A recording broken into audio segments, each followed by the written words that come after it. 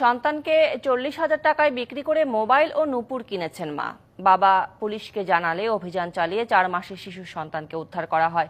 টাঙ্গাইলের মধুপুরের পুরুর শেওড়াতলা এলাকায় এমন ঘটনা ঘটে।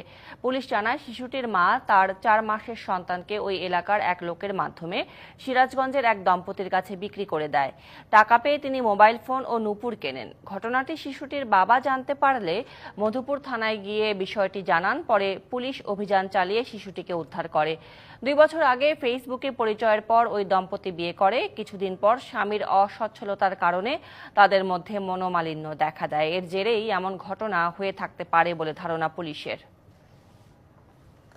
আমি ভাবছি আর যদি আসলে আমি দোকান থেকে আসতেছি করার নাই বুঝতে পারিনি যে করে লাগছিলাম এরকম বলার কোনো দিকে পুলিশ প্রশাসনের মাধ্যমে আর আমার এলাকাবাসীর মাধ্যমে বাচ্চারা উদ্ধার করছে।